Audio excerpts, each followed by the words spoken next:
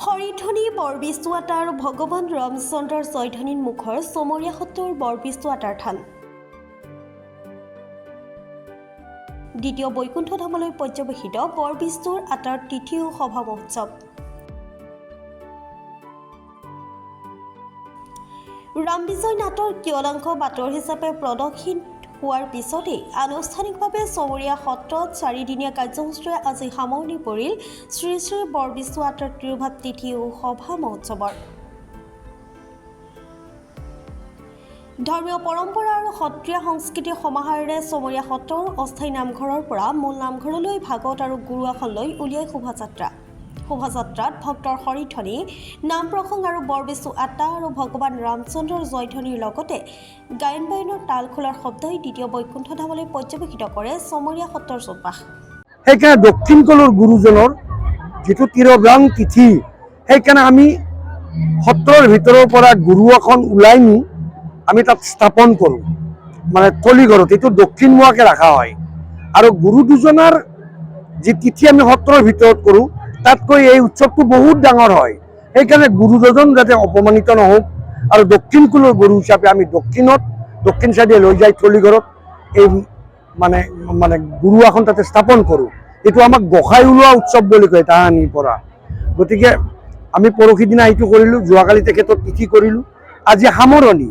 আজি আমি তেখেতক আকৌ গুৰু আসন লৈ আহি আমাৰ যিটো সত্ৰৰ মণিকূট গৃহ আৰু আমাৰ মূল মানে আসনত তেখেতক দুইটুকুৰ ঠাইতে আমি আকৌ স্থাপন কৰি আকৌ আমাৰ আজি সমাপ্তি আমি ঘোষণা কৰিলোঁ। তেওঁক আনতে এই ৰাম বিজয় বাটৰ নাটখনৰ বাটত কৰি আনো। আধ্যাত্মিকতা ৰক্ষা কৰা আৰু ঈশ্বৰ ভক্তিত সকলোৱে আগুৱাই অহাৰ উদ্দেশ্য কিন্তু এইটো, গুৰুকেইজনৰ উদ্দেশ্য এইটো। আমাৰ সত্ৰীয়া সংস্কৃতিৰ বস্তুটোত কোনো আপুনি ৰং বিৰং এইবিলাক নাপায়, কিন্তু তাৰে মাজতে যিখিনি পাৰিছোঁ আমি এইবিলাক ভাওনাৰ দ্বাৰা এইবিলাক মানুহক বুজাইছোঁ। মানৱ ধৰ্ম কি, মানুহ কি অলপ বুজি পাওক, মানুহৰ জীৱনৰ দায়িত্ব কি। শোভাযাত্ৰাত বাপ বান্ধৱ ভকত গায়ন বায়নৰ লগতে অংশ লয় শ শ ভক্তপ্ৰাণ ৰাইজে। দক্ষিণত একশৰণ নাম ধৰ্মৰ প্ৰচাৰ আৰু প্ৰসাৰৰ উদ্দেশ্যে মহাপুৰুষ মাধৱদেৱৰ আজ্ঞাত প্ৰতিষ্ঠা কৰা চমৰীয়া সত্ৰ যেন আজি বিভিন্ন জাতি ধৰ্ম বৰ্ণ লোকৰ এক মিলন তীৰ্থত পৰিণত হয়।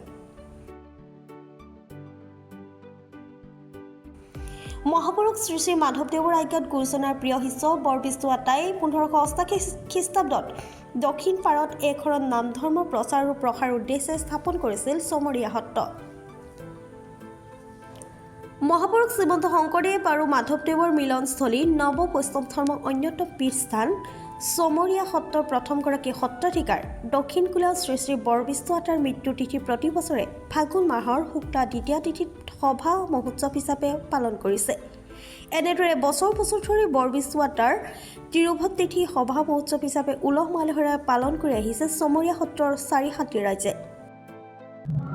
আমাৰ শ্ৰী শ্ৰী বৰবিষ্ণুৱাতাৰ প্ৰতিষ্ঠিত এই সত্ৰখন তেখেতৰ তিৰুভাৱ তিথি মহোৎসৱটো প্ৰতি বছৰে আমি উলহ মালহেৰে উদযাপন কৰি আহিছোঁ। আৰু এইবুলিও আমি উলহ মালহেৰে আমাৰ শ্ৰী শ্ৰী বৰবিষ্ণুৱাতাৰ তিৰুভাৱ তিথি মহোৎসৱটো উদযাপন কৰিছোঁ 4দিনীয়া কাৰ্যসূচীৰে। যোৱা 27 ফেব্ৰুৱাৰী তাৰিখে আৰম্ভ হৈছে কাৰ্যসূচী আৰু আজি 2 মাৰ্চ 2025 তাৰিখে আজি এই অনুষ্ঠানটিৰ আমি আনুষ্ঠানিকতা সামৰণি পৰিলোঁ। আনুষ্ঠানিকতা সামৰণি পৰিল যদিও আমাৰ যিটো মেলা, আমাৰ আটাপুৰুষজনৰ তিৰুভাৱ তিথি উপলক্ষে যিটো মেলা হয়, এই মেলাখন কিন্তু আজি আৰু প্ৰায় এসপ্তাহ ধৰি চলিব।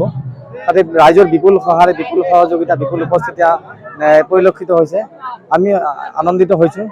তেৰাৰ যি কাৰ্যসূচী আমাৰ তিৰুভাৱ তিথি মহোৎসৱটো আমি 4দিনীয়া কাৰ্যসূচীলৈ অনুষ্ঠিত কৰিলোঁ। প্ৰথম দিনৰ পৰা আজি শেষ দিন। আজি যিখন ভাগৱতৰ গুৰু আসন সভাগৃহৰ পৰা আমি মূল নামঘৰলৈ লৈ আহিলোঁ ভাগৱতখন, আৰু আনি ভাগৱত আৰু গুৰু আসনৰ নিৰ্দিষ্ট স্থানত এই ভাগৱত আৰু গুৰু আসন আমি প্ৰতিষ্ঠা কৰিলোঁ। তাৰ লগে লগে আমাৰ কি হয়, এটা ঐতিহ্যমণ্ডিত অনুষ্ঠান আমাৰ কি হয়, আমি এখন বাটৰ নাট পৰিৱেশন কৰোঁ। ৰাম বিজয় নাটখন আমি বাটে বাটে পৰিৱেশন কৰি আহোঁ। এইটো ঐতিহ্যৰ পৰা চলি আহিছে। আমি দাবী কৰিব খোজোঁ যে এই নাটকখন, এই বাটৰ নাটখন আমাৰ এটা ঐতিহ্য।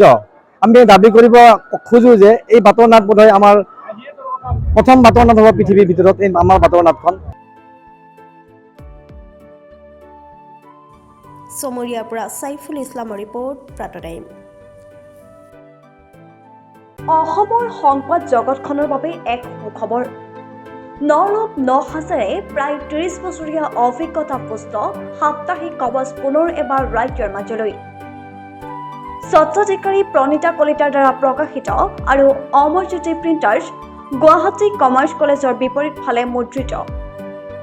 আমাৰ ঠিকনা মুখ্য কাৰ্যালয় অসম ফৰেষ্ট স্কুল, হৰি মন্দিৰ পথ, গুৱাহাটী আৰু অস্থায়ী কাৰ্যালয় কলিতা মাৰ্কেট, বিজয়নগৰ, কামৰূপ, অসম।